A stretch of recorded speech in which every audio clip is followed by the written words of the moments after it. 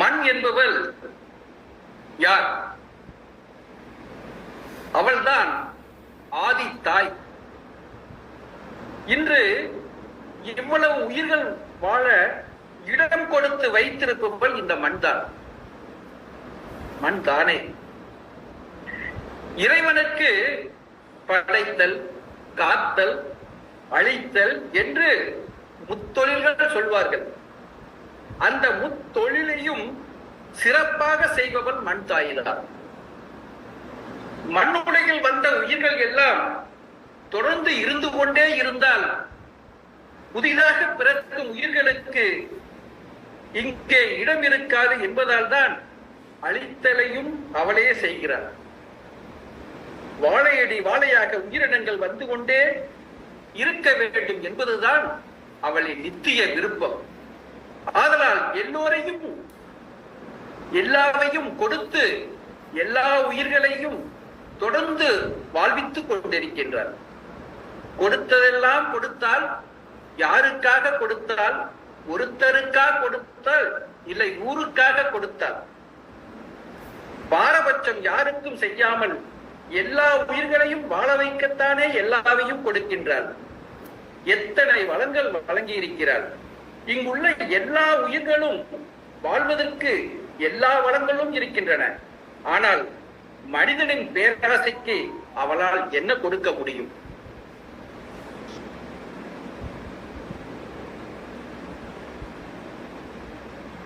மனிதனின் பேராசைக்கு அளவுண்டா?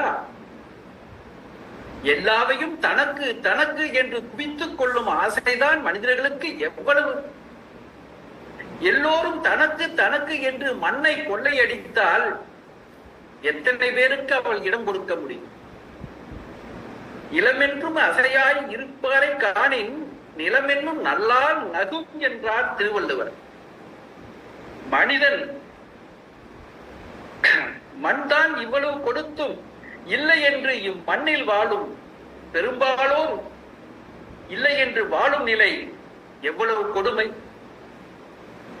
மண் மனிதர்களுக்கு இவ்வளவு கொடுத்தும் இம்மண்ணில் வாழும் பெரும்பாலோர் இல்லை என்று வாழும் நிலை எவ்வளவு கொடுமை. வேறெங்கும் இல்லை சொர்க்கம், இந்த மண்ணுலகுதான் சொர்க்கம். மானுடன் தான் தர்மம். இந்த மண்ணுலகுதான் சொர்க்கம், மானுடன் தான் தர்மம். எல்லோரும் எல்லாம் பெற்று இன்புற்று வாழ இனிய சட்ட திட்டங்கள் ஏற்படுத்தும் மனிதா. எல்லோரும் எல்லாம் பெற்று இன்புற்று வாழ இனிய சட்ட திட்டங்கள் ஏற்படுத்தும் மனிதா. வாழும் நல்வழியை ஏற்படுத்தி எல்லோரும் வாழ்வதற்கு வாழச் செய் மனிதா. அதுதான் மண்ணுக்கும் மண்ணுலகில் வாழும் உயிரினங்களுக்கும் நீ செலுத்தும் உண்மையான நன்றி. பிறந்த ஒவ்வொருவருக்கும் அதுதான் பிறப்பின் கடமை, பிறப்பின் பயனும். எல்லோரும் வாழ்க வளமுடன், வாழிய வையகம். நன்றி, வணக்கம். சிறப்பு சிறப்புங்க ஐயா.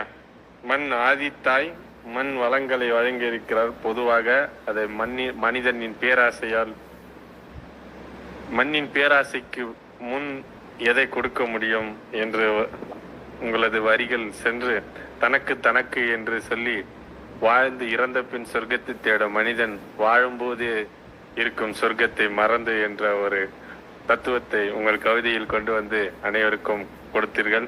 சிறப்பு சிறப்புங்க ஐயா. நிமிர் இலக்கிய வட்டத்தின் சார்பில் வாழ்த்துக்களும் நன்றிகளும். எப்போதும் போல் நாமக்கல் வாஞ்சையுடன் கவிதை இருந்தது. சிறப்புங்க ஐயா. நன்றி நன்றி நன்றி நன்றிங்க.